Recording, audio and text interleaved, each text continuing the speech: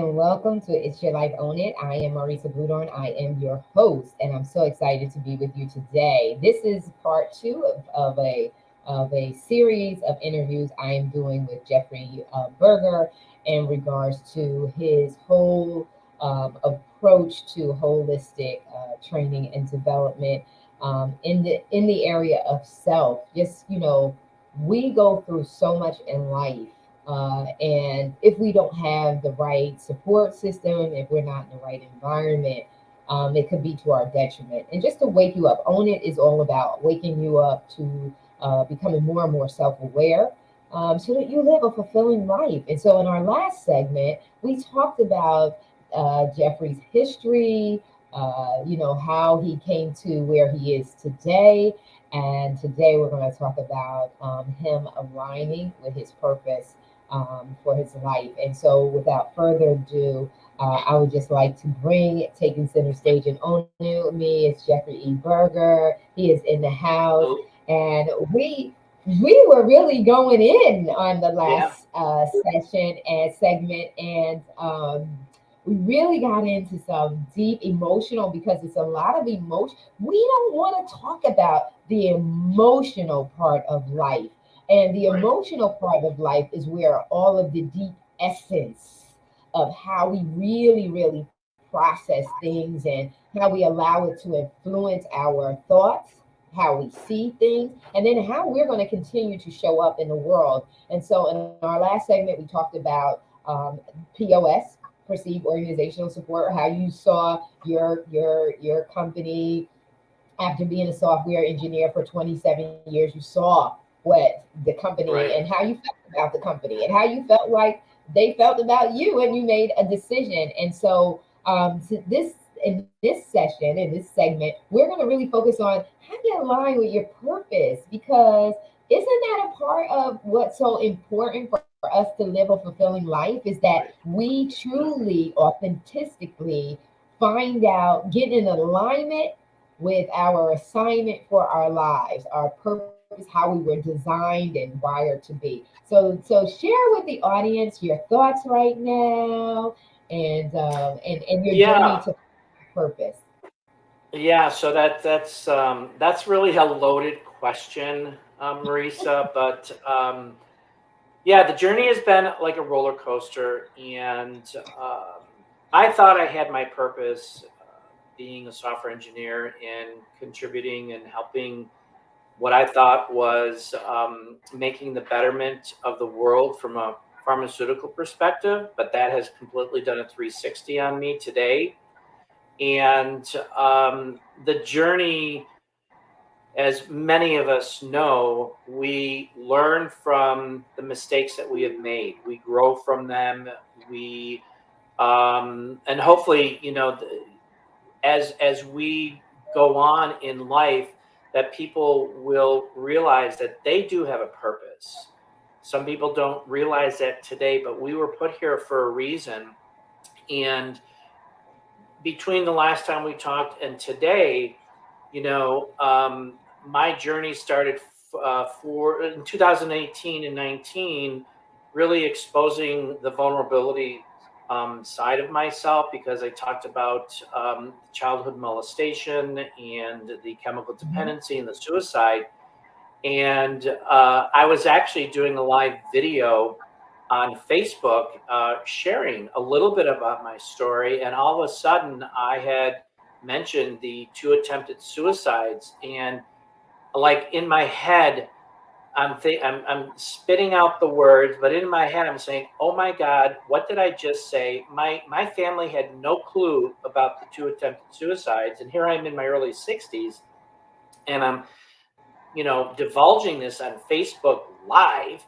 And so that was an awakening for me to say, you know what, I've got a bigger purpose in regards to really sharing my journey, because where we are today and where we were back, where I was back then, we had no internet, we had no social media, there were very few outlets to go to talk Mhm. about, coming out as a gay male in the 60s and the Mhm. 70s, or talking to somebody about chemical dependency and talk about suicide, where today it's mainstream.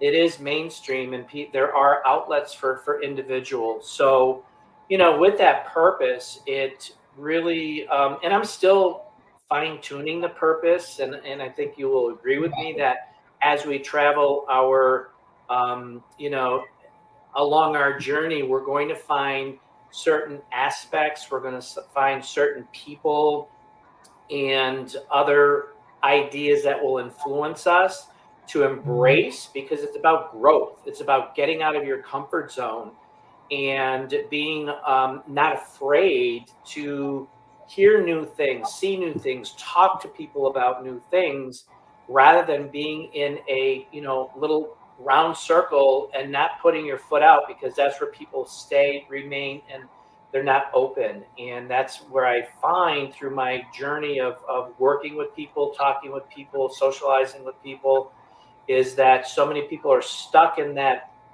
element of being a robot.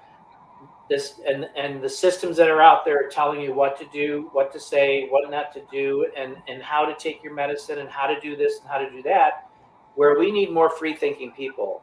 We're not taught to Yep. think freely. We're not taught to be our own. We're not taught to be the CEOs of our life. We're taught Yep. to be, we're taught to be manipulated and listen to what we say because we have the best interest in you, and when in fact they don't. So it's really brought some key elements for my life with regarding to meaning and direction. What is the meaning of my life, and what I want to do, and what the direction that I want to take, and my passion. What am I passionate about?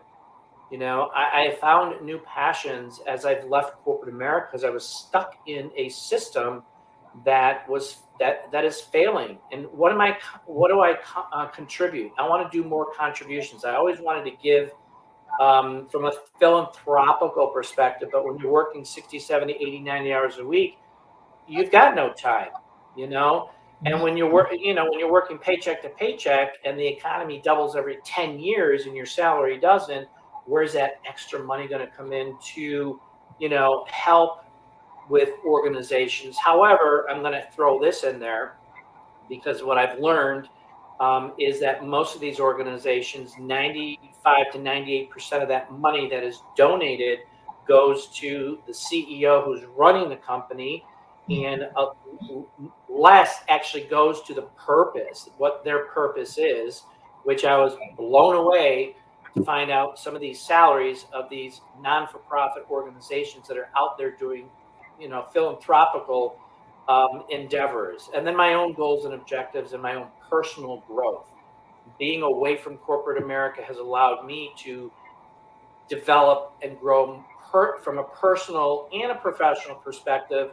Yeah, the corporates pay for you to go to school to get educated and get more in tune to which will benefit them, but not benefit us, because it doesn't Right. come with a salary increase. It comes with, we don't have the money.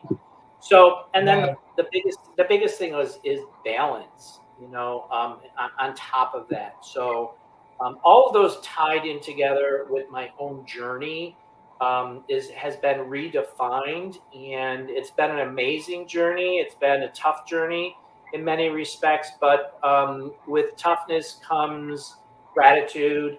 With toughness comes inspiration, and a new sense of self worth and growth from that.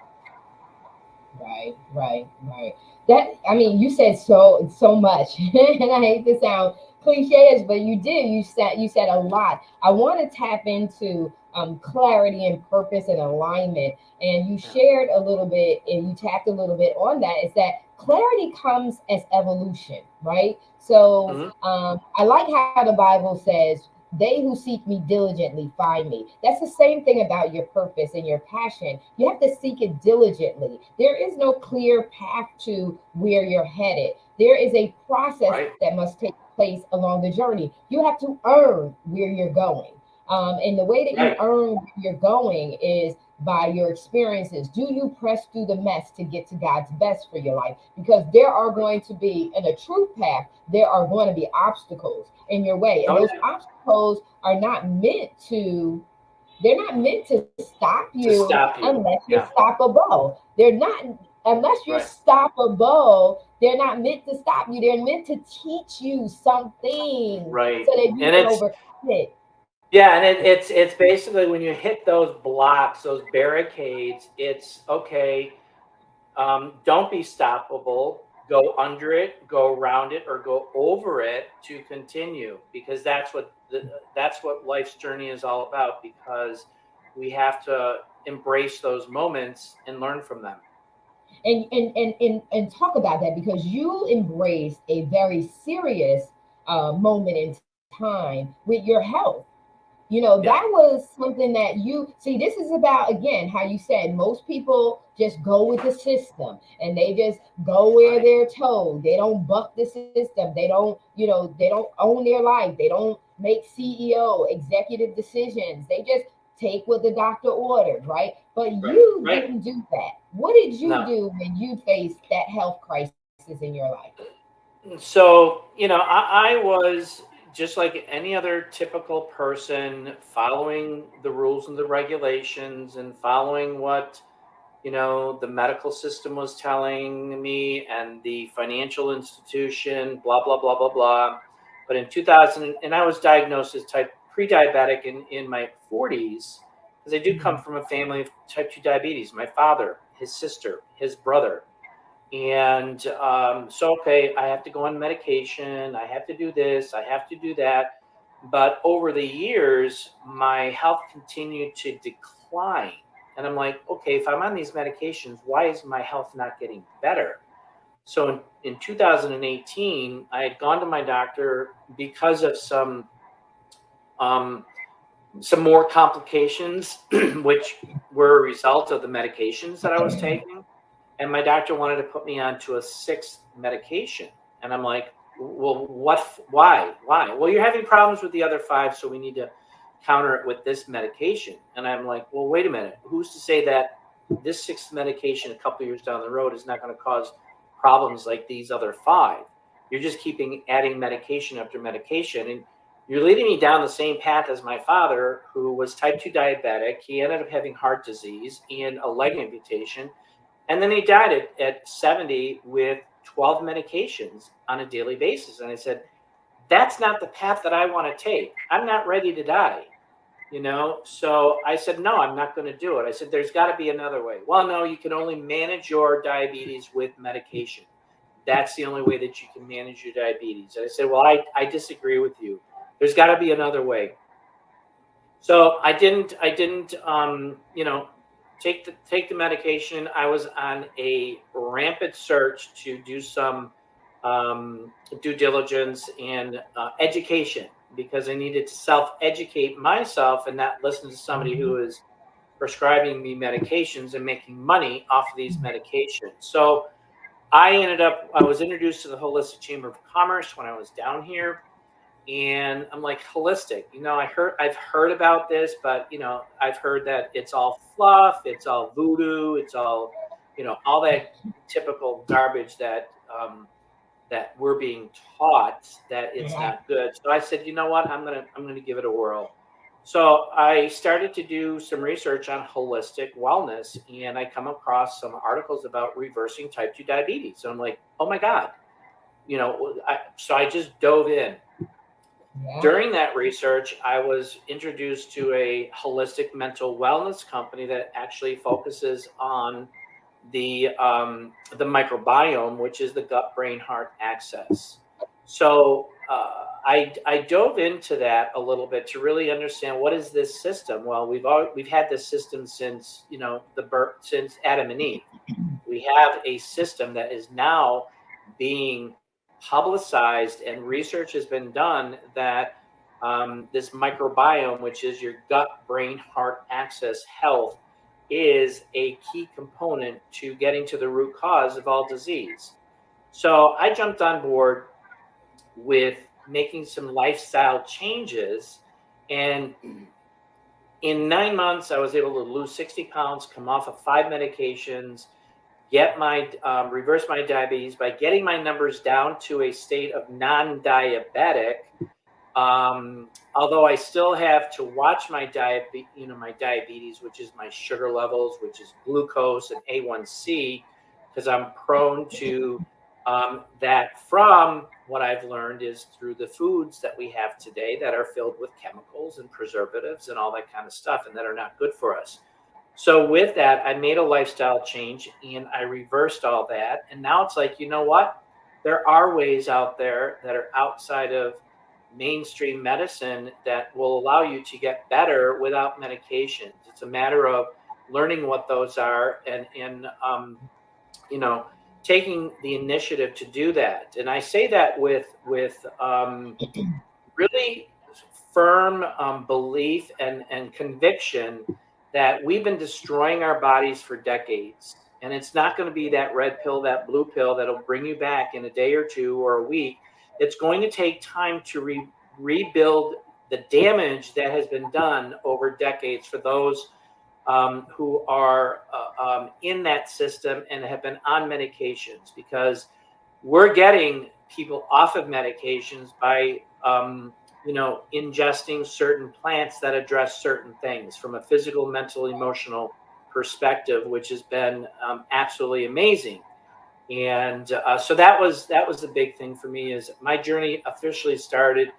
My health journey started in 2018, and the last thing I'll say here is, on top of that, I was stressed. I was still had depression and anxiety that was at a 10 Mm. plus for decades. And since I've done that, I have not had depression, even going through COVID, no depression. My anxiety and my stress levels have gone from that 10 plus down to a level 1, because we still get stressed out Yeah, from yeah, time that's to natural. time. But rather than react to the stress, I take a step back. I evaluate, okay, why am I being stressed? What am I supposed to learn from this? And what am I supposed to take away from this so I can share it with the next person? And that's been a blessing in disguise, because I went home to a family Christmas. It was Christmas. And my twin brother, who's in regards to stress and anxiety is 10 times worse than me. He reacted to a situation, and I looked and I said, "Oh my God, that was me." And I don't do that anymore, because I was a reactor, and sometimes Mhm. violently, Mm. unfortunately. Yeah, And looking back, I'm yeah. like, "Oh my God, I did that." And today, no, nothing, because you're, um, in my ebook, I talk about getting off of how to eliminate stress without our exes. All of these pharmaceuticals, in fact, every pharmaceutical that addresses stress, depression, and anxiety, they cause stress. The side effect is stress and anxiety and depression. And I'm like, wait a minute, So it's like you're fighting the battles here, but God put plants here for a reason. We need to get back to the basics and utilize. And of course, we're not doing that because there is big money in pharmaceuticals today. Yeah, wow.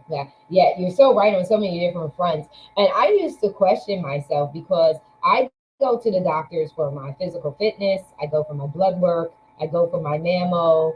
You know, my mom had breast cancer, so I've been doing my mammogram for a long time. And also too, she had colon cancer. So I always do the colonoscopy, and I did Sure. the Sure. colonoscopy earlier than required for the average person because of the history that's in my family. However, I will say, I never was one of those people who rushed to the doctors because my mom was pretty good at home remedies. So if we got a fever, I knew how to tackle a fever. I knew how to tackle a fever so well that even being a young mother, I was able to do that with Mm, my children without being, I wasn't an anxious mom because of my mom and how she took care of me. sure. And then also too, Yeah. I as a teen was responsible for taking care of my younger brother. So I had that motherly kind of instinct in me early on. So I never ran to the doctors. And listening to what you're saying, I'm so thankful because I could only imagine some of the things that would have been recommended for me to take. I've never taken any kind of blood pressure medicine. I've never had to take any of that kind of stuff. Probably because I never really went to the doctor so much Right. that it got to a point where they recommended it. But again, like I said to you in the last segment, was I did experience the hot flashes, and what you had recommended for me nailed it. You know, nailed it. Helped me get out of that. And we don't talk about hot flashes just, we're first of all, we don't talk about hot flashes having cold flashes too. That's Right. something that Yeah. we don't talk about too.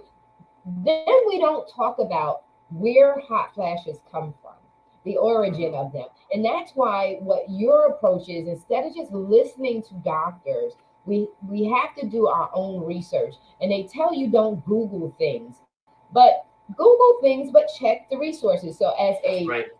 scientist in behavioral analysis and things like that, I know the importance of validating the resource, validating your Right. source of information. Just Yeah. validate Yeah. the source. That's all. Dig deeper than just the article that's right in front of you or the media that's trying to tell you this. Find out where the originating, the number one Right. resource for the content or the methodology or the approach is being offered. But do your due diligence, because when you do your due diligence, it's a supplemental thing. You're not getting enough Yeah. nutrition in your body. That's what's causing the hot Absolutely. flashes. It's not just we're getting older. Yeah, we're getting older, but we're depleting ourselves in certain supplements, something Right. And vitamins that's and things that, like you yeah. said, Yeah.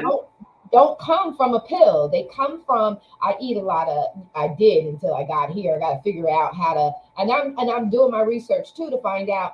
Yeah. I love blueberries. Blueberries are high in antioxidants, and you just have to Right. find out what replaces that blueberry. What other thing resource that's here in the Dominican Republic that I can use that replaces. So you what you're saying is totally important for us to take things into our own hands in the sense of making sure we're making well grounded and choices that are going to be to our benefit, not to our detriment. Exactly. And the thing too is that people say that I'm just against medicine, and I'm not against medicine. It has its time and its place. And hey, I'm the first one to raise my hand. Give me that morphine when I'm passing a kidney stone.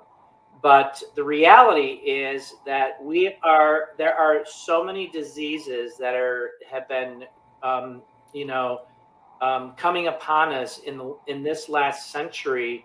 You take 2 centuries ago, you never heard of colon cancer because they didn't have chemicals in their foods. They were feeding off of the earth. They were, eating meat and that were grass fed and not fed these corn and soy that is filled with glyphosate that is poisoning their system and then in turn poisoning our system.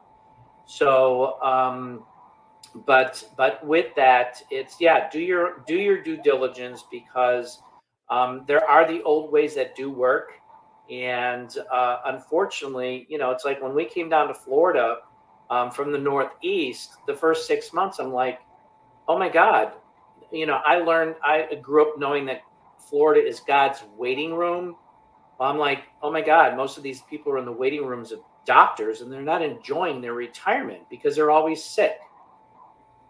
Wow. So that's something that people should really look into who are researching and wanting different outcomes because they're not happy with what is happening today. Yeah, that's yeah, and it's so, just like you said, it's really, and when you take back and you start doing that holistic approach, it's a Yeah, cleaner yeah, pathway, right? So right. Yeah, when you were absolutely. talking about the 5 medications that you are already on, all I could think about was my stomach. I cannot, I have to take, I'll use a gummy vitamin, and I have to watch the gummy vitamin too, because you got to watch the quality of that vitamin because there's so Oh much yeah, sugar. Yeah, there's so much right. sugar and garbage in that, to the point where this is really just to appease you. It's really not to be the vitamin that you're looking for it to do. but I need a liquid vitamin as well, because having that sit in my stomach does not work for me. Tossing all those No. pills down my throat doesn't work for me. So I have to have something. But when you find that thing that works and your body is responding to it, Oh yeah. it Yeah. you're talking about when your physical health is right, it aids in your mental health. And if your mental health is right and your physical health is right, it aids in how you're showing up in life, whether you're happy, you're sad. That's Right. why it's so important that if you're not happy with where you are, do make the sacrifice, discipline yourself to do the things that are going to cause you to love what you see when you look in the mirror, Hmm. love how you feel when you look at your face in the mirror, love the Correct. person, the character, the moral decisions that you make. You have got to be able to look at that mirror and say, girl or dude, I love you. You making some No, smart there you go. moves. You making some smart moves. You want to be. Right. So guess what? When the challenges come, this is when it's critical for you to make the decisions that are tough for you, that require Hmm. you to sacrifice, that require you to not eat the what is it, the Debbie cake, right, the little Debbie, right? Oh, These are the Little Debbie. The little these are Debbie. yeah, you have got to make the decisions that are hard, but once made, and we learn, once you've done a repetition of this for what was it, 21 days, that you break that habit, you will be thankful. You're thankful when you Right. see the results, but you got to get to the results. You got to make the decisions to get to the results. And this is taken into your own hands. That's why I call it, Mhm. you are the chief executive officer. You are the Right. CEO of your life. Connect with Jeffrey so that you can start making those executive decisions that are tough. Companies that last are tough. They see things that need to be changed, and they change. They pay attention to what's trending and whether it matches their culture, matches where they're going, and then they make the hard, disciplined decisions to shift. And I want to address this, and then I'm gonna let you close us out, Jeffrey. Is that we are systems. We ourselves are a design. Hmm. Right. The only Right. way we know how we're designed is to take the time to know ourselves. You have to take the Exactly. time to know yourself. You have to quiet yourself long enough to see how your body is responding. Like I said, I can feel the difference when I drink those happy drinks, when I do those things. Man, listen, my body, when you are in tune, mind, body, and spirit, you can feel at the cellular level Oh your yeah. body responding to something. And I'm Right. going to leave with a tip, and then I want you to close us out. Is my mom, when I was giving birth to my first daughter, and she did it again with my second daughter. She says, Marissa, when the contractions came and I was in the position to start giving birth, when the contractions came, she said to me, she said, Marissa, relax. Now you say, what? You're in a lot of pain giving birth. That's a lot of Right. pain. She said to me, relax. She said, because it lessens the intensity of the pain. Why? Because Oh when you're wow. relaxing, you're saying, I'm going along with the process. I'm not fighting Right. against the process. I'm allowing what's supposed to happen to happen. Now you got to do that mind over matter, right? Because in reality, you like, Yes. we should be Yes. screaming, we should be Good advice. hollering, right? And she left me with what I did with that advice is what I always do. I cross pollinate. Just like I say, you should do a SWOT analysis. Companies do it all the time. You're a business. You yourself are a company. Like I said, you're the CEO of your life. So I say, take the SWOT analysis from the business environment and apply it to yourself. Take succession planning and stop letting corporations use this methodology and use it in your family. That's how Mhm. you sustain generational growth in your family. You sustain your family moving forward by preparing the next generation. That's called succession planning. That if anything, God forbid, happens to you, they can rise up, take position, and nothing interrupts the flow and the growth of the family moving forward, doing better and better with each generation. So what I did was, if I stub my toe, immediately, that's pain, right? You stub your toe on the right Mhm. day, it's pain. If you hit your shoulder, you hit your head, it's pain. You could pass out Right. from this. The pain can become greater Yeah. unless you capture the thought of that and say, chill out.